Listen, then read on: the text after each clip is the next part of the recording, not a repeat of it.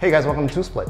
I've been using the Samsung Galaxy Watch 3 for over 10 months now, and I think it's still one of the best smartwatches on the market, period. Let's check it out.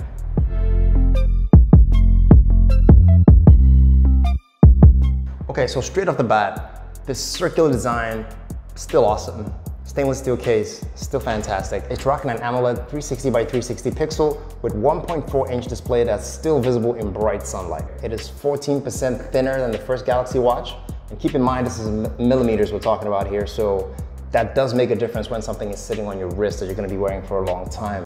Watch 3 brings back something I think makes a lot of sense when it comes to input technology, the rotating clicky bezels. It just makes a lot of sense because if you're gonna have a smartwatch, why impede what you're trying to do by putting your hand and smudging the screen every single time and can't see what you're doing when you can just rotate and select what you need to select and use the input buttons? I think that design just makes a world of sense. At the bottom, it has a menu key and the top acts as a back button, but you can customize it to do whatever you want. And that's the 3 ways you use input in this watch. And you can also, of course, touch the screen, but the rotating bezel makes it easy to select. This takes you to your menu, what you want, and the top right button just pulls you right back out. Out of the box, you're gonna get genuine leather, like proper leather. It smells really nice too. Don't ask me what I'm doing smelling leather. It does say genuine, it is genuine, take my word for it.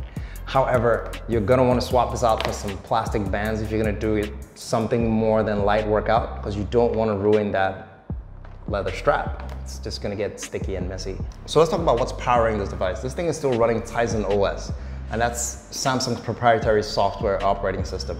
I think Tizen OS is still smoother and better for a smartwatch than Wear OS from Google, but it's still maybe one step behind Apple OS, but it's still a fantastic OS so it's in between if you think about it. It does work smoothly, apps run excellent. If you're worried about the App Store, nah, it's got pretty much everything you need in there.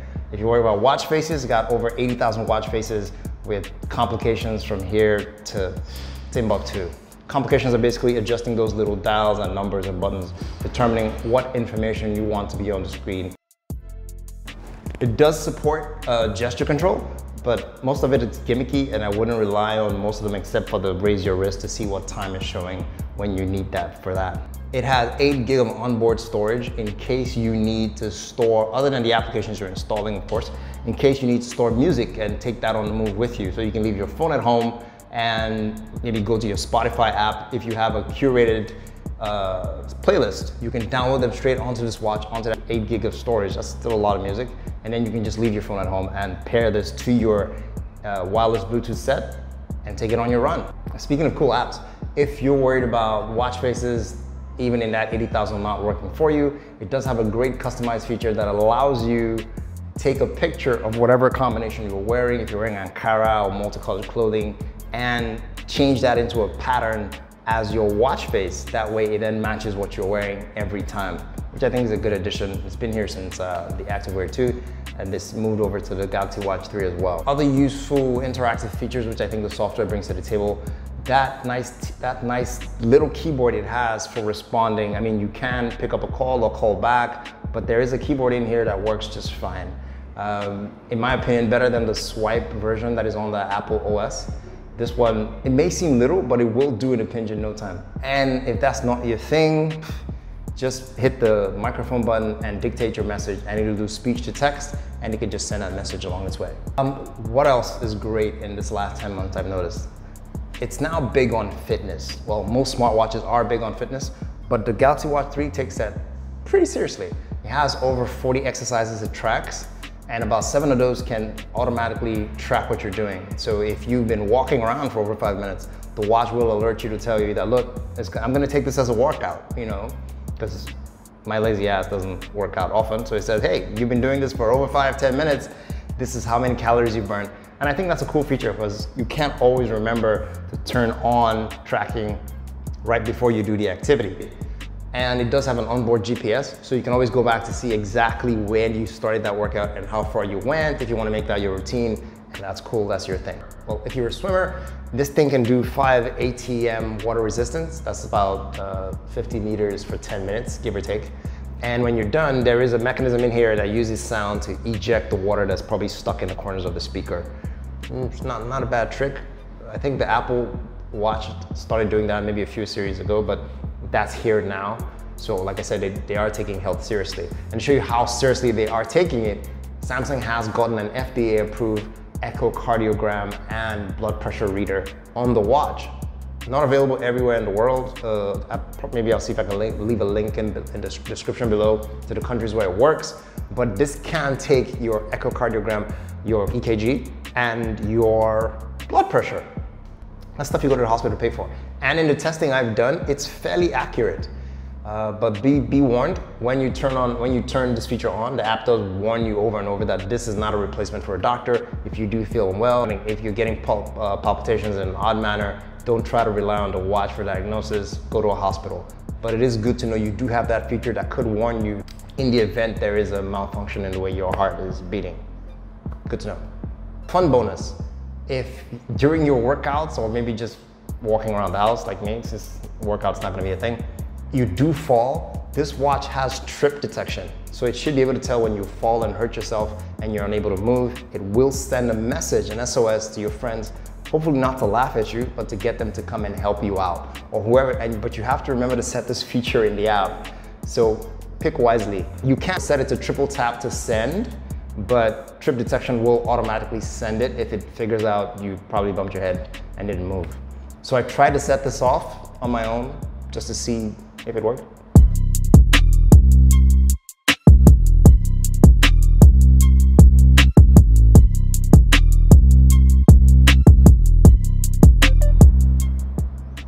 Last but not least, battery life. Battery life on these things, they kind of suck.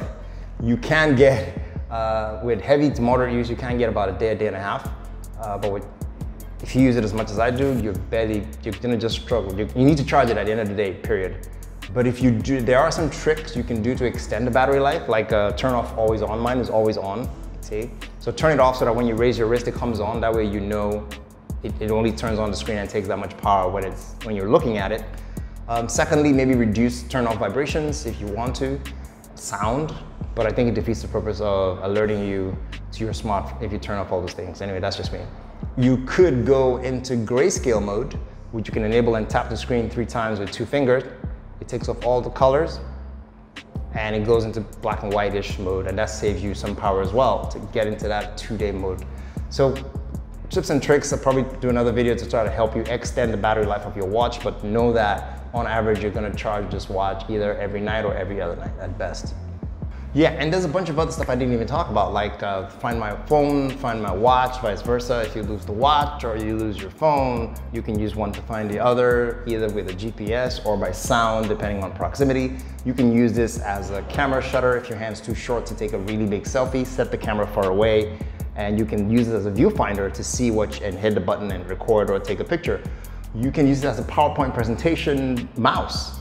That's right. Extend your phone to a screen or your presentation and you can use the dials to select what you want on the screen from where you are. Very Inspector Gadgety, but cool nonetheless. So my final verdict, if you're looking for an Android smartwatch for your Android phone, this would be top 2 easy.